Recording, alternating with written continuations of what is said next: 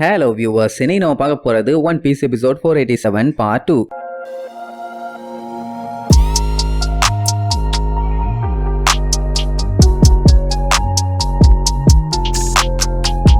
Open பண்ணா அந்த அக்கையினோ ஜிம்பையோட முதுகுல ஓங்கி ஒரு குத்து கத்தி ஓட்டைய போட்டான்ல, அப்படியே உள்ளுக்குள்ள இருந்து லாவா வெளியில கொப்புளிச்சுக்கிட்டு இருக்குது. பாவம் அவனால வலி தாங்க முடியாம கதறிக்கிட்டே தான் கீழே விழுவான். பட் அந்த நிலைமையிலேயே அவன் லூஃபியை கீழே உள்ள கையை வெளியே எடுப்பான். அந்த டைமும் அவனால வலியை தாங்க முடியல. அதுக்கப்புறம் தான் இன்னொரு மட்டும் தெரியுது, லூஃபியோட உடம்புலயுமே அந்த லாவா பட்டுருச்சு. அப்படியே புகையா கிளம்பும். தூரத்துல இருந்து ஒயிட் டேட் பைரட்ஸால வேடிக்கை மட்டும்தான் பார்க்க முடியுதே தவிர வேற ஒண்ணும் பண்ண முடியல. இதுக்கப்புறம் அவங்க உயிரோட இருப்பாங்களா இல்லையான்னு கூட தெரியாத அளவுக்கு பயம். இங்க ஜிம்பையோட பாடியிலேயே ஓட்டைய போட்டான். அதை பத்தி அவனுக்கு கவலை இல்லை. ஆனா லூஃபியோட பாடியிலையும் பட்டிருக்குன்னு தெரிஞ்சவன தான் கவலைப்படுவான். அப்படியே சுருண்டடிச்சு மேல இருந்து பொத்துன்னு வந்து விழுவான். அப்ப கூட லூஃபியை கீழே விழாம தான் பாத்துக்குவான். அப்ப கூட அந்த அக்கைனு வந்து நின்னுட்டு, ஜிம்பை வலிய விடு, நான் அவனை கொன்னே தீர்னுப்பான். அங்க நான் தான் பெரிய பிஸ்தான்னு சொல்லி ஒருத்தன் ஆடிட்டு இருக்கான். அவனை எல்லாம் நோட் பண்ணாம இங்க சாப கிடக்கிறவனை வந்து இந்த அடி அடிக்கிறானே, இவன்லாம் ஒரு வீரனான்னு நீங்க கேட்கலாம். ஆனா அவனுக்கு கேட்கலையே. அப்பதான் லூஃபியை காட்டுறாங்க. அவனுக்கு நெஞ்சில நல்லா அடிபட்டு இருக்குது. அப்படியே புகையா கிளம்பும். பாவம் இங்க ஜிம்பையாலையும் சுத்தமா முடியல. சோ லூஃபி கிட்ட சாரி சொல்லுவான். ஏன்னா கடைசி வரைக்கும் அவனை காப்பாத்துறேன்னு சொல்லி சத்தியம் பண்ணா. ஆனா கடைசியில காப்பாத்த முடியலையே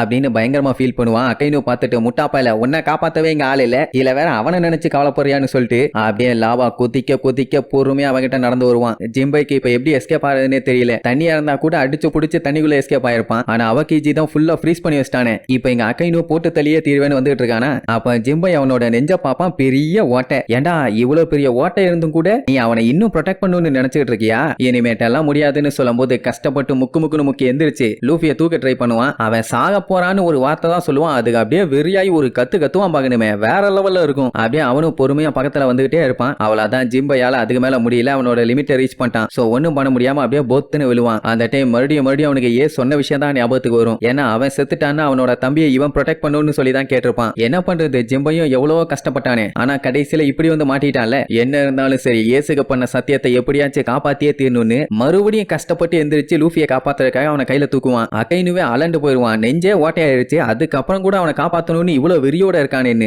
ஜிம்பை தெளிவா சொல்லிடுவான். நான் செத்தாலும் பரவாயில்ல, லூஃபியை மட்டும் நான் சாக விட மாட்டேன்னு. இப்படி எல்லாம் சொன்னாவே விட்டுருவான்னா, மூக்கு மூஞ்சின்னு எல்லா இடமும் ரத்தம் காட்டுத்தனமா ஒழுகினாலும் பைரட்ஸை கொல்றதே என் முதல் வேலை, அதிலும் லூஃபியை கொல்றது முதன்மையான வேலை அப்படின்ட்டு ஓங்கி குத்த வருவான். அந்த டைம் அங்க இருக்க ஐஸ் கட்டி எல்லாத்தையுமே பொல்லந்துகிட்டு மண்ணு வந்து சரக்குன்னு சொருகும். அப்படியே பொத்துன்னு விழுவான். மண்ணு வந்து அட்டாக் பண்ணாலே அது யாரு, நம்ம தலைவர் crocodile. கடைசி நிமிஷத்துல மாசம் என்ட்ரி கொடுத்துட்டான்ல. அதுக்கப்புறம் என்ன பண்ணுவான், ஒரு பெரிய சூறாவளியை உருவாக்கி அதுல லூஃபியும் ஜிம்பையும் அலையாக்கா கோர்த்து விட்டுருவான். ஏன்னா அப்பதான் அவனுக்கு சேஃப்டியா இருப்பானுன்னு. மேபி நீங்க அட்டாக் பண்ண வந்திருக்கான்னு கூட நினைக்கலாம். ஆனா அதான் இல்ல, அவன் யாராச்சும் அவங்கள காப்பாத்தி கப்பலை கொண்டு போய் விடுங்கடான்னு வேற சொல்லுவான். அங்க இருக்கவங்க எல்லாம் மிரண்டுருவாங்க, எது crocodile வந்து காப்பாத்துறான்னு. ஜிம்பை இருந்துகிட்டு crocodile கத்திட்டு இருப்பானா. அவன் தெளிவா சொல்லிடுவான், நீ யாரை காப்பாத்த நினைக்கிறியோ அவங்கள காப்பாத்து, ஆனா என்ன ஆனாலும் சரி அவங்க கிட்ட விட்டுறாதேன்பான். இப்ப அவங்கள பிடிக்கிறதுக்காக பைரட்ஸுங்க எல்லாம் வேகமா போவாங்க. அதே நேரம் இங்க அக்கைனுவா காட்டுறாங்க. அவன் கொல்ல கான்ல இருக்கான். ஏன்னா திடீர்னு crocodile இப்படி வந்து அட்டாக் பண்ணுவான்னு அவன் எதிர்பார்க்கவே இல்லை. அப்படியே அங்க கட் பண்ணி நம்ம பக்கிய காட்டுறாங்க. கண்ணுல தாரியா கண்ணீரை ஊத்திக்கிட்டு, எல்லாம் முடிஞ்சு போச்சு, இவ்வளவு தூரம் வந்து ஒரு பிரயோஜனமும் இல்ல அப்படின்ட்டு ரொம்ப ஃபீல் பண்ணி, நான் எல்லாத்தையும் இப்படி தனியா விட்டுட்டு வந்துட்டேனே,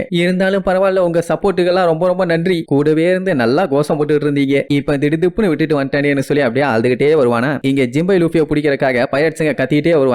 அப்ப பக்கி என்ன சத்தம் இதுன்னு திரும்பி பார்ப்பான். கரெக்டா அவங்க ரெண்டு பேரும் பரேந்து வந்து இவன் மேலதான் விழுவாங்க. அப்படி மேல போனவங்க கீழே விழல. கீழே இருக்க எல்லாத்துக்குமே ஒரே ஷாக்கு, என்னாச்சு, அப்படியே மேல ஃப்ரீஸ் ஆயிட்டாங்க. பறக்கறாங்களான்னு பார்த்தா பகி அங்க பிடிச்சிருப்பான். இத கரெக்டா அந்த ஜெயில் கைதியில வந்து பாத்துருவானுங்களா. அதான் நம்ம பகிக்கு ஜால்ரா பட்டவனுங்க. அவனுக்கு இதையுமே பெருசா பேசிட்டு இருப்பானுங்க. என்னன்னா, அந்த சண்டையை அங்க விட்டுட்டு வந்ததே இங்க லூஃபியும் ஜிம்பையும் காப்பாத்துறதுக்காக தான். அதனாலதான் இங்க எல்லாத்தையும் விட்டுட்டு முன்னாடியே வந்துட்டீங்களா, உங்களுக்கு எவ்வளவு தாராள மனசு, நீங்க எவ்வளவு நல்லவரு, நாங்க கூட நீங்க தப்பிச்சு ஓடதான் ட்ரை பண்ணீங்களோன்னு தப்பா நினைச்சிட்டோம் பாஸ் அப்படின்னு வழக்கம் போல பாசமல பட்டாசா வெடிச்சு தள்ளுவானுங்க. ஐயோ இவனுங்க மறுபடியும் ஆரம்பிச்சிட்டானுங்களா. சரிட்டு ஜிம்பை கிட்டயும் லூஃபி கிட்டயும் ஏன்டா அப்படி பறந்து வந்தீங்க, என்ன பஞ்சாயத்துன்னு விசாரிப்பான். அவனுக்கு என்ன பேசுற நிலைமையில இருக்கானுங்க. அந்த டைம் சைடுல திடீர்னு செவன்னு சிவப்பு லைட் எரிஞ்சு கொஞ்சம் சூடான காத்தடிக்கும். என்ன ஆச்சுன்னு பார்த்தா அகைனுவோட மேக்மா கை அப்படியே பெரிய சைஸ்ல குத்துறதுக்கு வருது. ஐயோன்னு சொல்லி அடிச்சு புடிச்சு ஜிம்பையும் லூஃபியும் வேகமா தூக்கிட்டு போவான். உடனே ஜிம்பை ரொம்ப தேங்க்ஸ் சிவப்பு முக்கா, நீ எங்களுக்கு ஹெல்ப் பண்ணிட்டான்பா. யோ எனக்கு என்ன நடக்குதுன்னே தெரியல, நான் எதுக்கு உங்களுக்கு தேவையில்லாம ஹெல்ப் பண்ணணும், லூசா நீன்னு திட்டிட்டு இருப்பான். இங்க ஜிம்பைக்கு லூஃபியை அடிபட விட்டுட்டமேன்னு கஷ்டமா இருக்கும். அந்த காயத்தை சரி பண்ணணும்னா சீக்கிரமா ட்ரீட் பண்ணி ஆகணும். அதனால சீக்கிரமா கூட்டு போவான். வகை பகி கத்திட்டு இருப்பான், டேய் முதல்ல எனக்கு தான்டா ஹெல்ப் தேவைன்னு. அதுக்கப்புறம் தான் யோசிச்சு பாப்பான் ஜிம்பை அவனை சிவப்பு மூக்கான்னு கூப்பிட்டது. உடனே அவனை பச்சை பச்சை ஆத்திட்டு வருவான். ஏன்னா அவனுக்கு தான் அப்படி சொன்னாலே சுத்தமா பிடிக்காதே. எங்க அக்கைனுக்கு காண்டாவும், ஏன்னா என்ன பண்ணாலும் அவங்க எஸ்கேப் ஆகி போயிடறாங்கன்னு. அந்த டைம் விஸ்டா ரோஸ் பெட்டல்ஸை வச்சு சும்மா டப்பட்டப்பட்டப்பட்டப்பட்டப்பான்னு இவனை அட்டாக் பண்ணுவான். அதுக்கப்புறம் அடுத்தடுத்து எல்லா கமாண்டர்ஸுமே வந்து நிப்பாங்க. அக்கைனுக்கு அதை பத்தி எல்லாம் கவலை இல்ல. நீங்க லூஃபியை காப்பாத்துறதுக்காக என் கையால சாக போறீங்களா?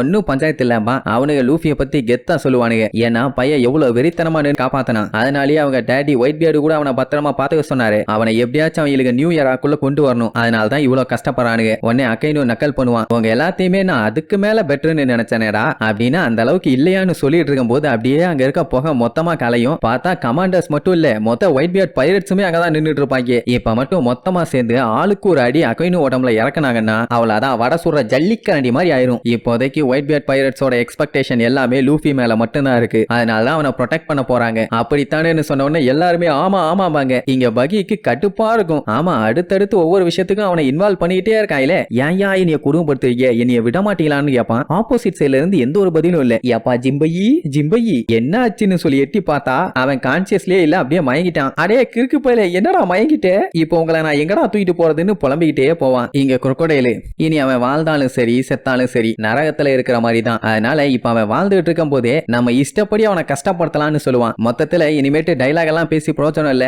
ஆக்ஷன்ல இறங்கி செய்ய வேண்டியதான்னு பேசிட்டு இருப்பானுங்களா. உடனே அக்கைனும் அப்புறம் என்னடா வெட்டி பேச்சு, வாங்கடா அடிச்சுக்கலாம் வாங்கடான்னு பயங்கரமான சண்டை. அப்படியே அவங்க போற சண்டையில தூரமா தப்பிச்சு ஓடிட்டு இருக்க பைரட்ஸுங்க கூட படாத பாடுபடுவானுங்க. சொல்ல போனா முடிவே பண்ணிட்டானுங்க அவனுக்கு செத்துருவானுங்கன்னு சொல்லி. இதுல வேற அந்த சென்குக்கும் பிளாக் பியர்டுக்கும் ஒரு சைடு சண்டை போயிட்டு இருக்குது. இப்படி ரெண்டு சண்டைக்கு நடுவுல படாத பாடுபட்டு இருப்பாங்களா. அப்ப அந்த ஜெயில் கைதிங்க SOS சிக்னல் எல்லாம் கொடுப்பானுங்க. அட மூளைகிட்ட முட்டா பழுலா, ஏன்டா என் உசுர வாங்குறீங்கன்னு சொல்லி புலம்பிட்டே போவான். ஏன்னா அந்த சிக்னல் கொடுக்கறதே நம்ம கேப்டன் பகிக்கு தான். அப்போன்னு பார்த்தா அவனை நோக்கி வேற நிறைய லாவாலாம் பறேந்து வரும். அது எல்லாத்திலயுமே அடிச்சு புடிச்சு எஸ்கேப் ஆவான். அப்படியே கட் பண்ணி கடலுக்கு அடியில காட்டுறாங்க. ஏதோ ஒண்ணு லைட் எல்லாம் போட்டுக்கிட்டு அப்படியே டிராவல் பண்ணி வந்துகிட்டு இருக்குது. பாக்குறதுக்கு நீர்மூழ்கி கப்பல் மாதிரி இருக்குது. அந்த உள்ளுக்குள்ள யாரோ கத்தியெல்லாம் வச்சுட்டு இருக்காங்க. அப்ப நம்ம கிட்டக்க வந்துட்டோம்னு சொல்லிட்டே வருவானுங்க. இங்க சண்டை வேற லெவல்ல போயிட்டு இருக்குது. பகி வேற ஒரு சைடு படாத பாடுபட்டு இருக்கான். அவனுக்கு என்ன பண்றதுனே தெரியல. அந்த டைம் தான் அந்த நீர்மூழ்கி கப்பல் சும்மா சட்டுன்னு மேல வந்து நிக்கும். எல்லாம் பார்த்துட்டு யாரு சப்மரீன் எல்லாம் வருது. ஒருவேளை புத்தம் புதுசா ஒரு எனிமி வந்துட்டானான்னு பல்ல கடிச்சுக்கிட்டு பாப்பாங்க. அப்ப அந்த ஷிப்ல இருந்து யாரோ வந்து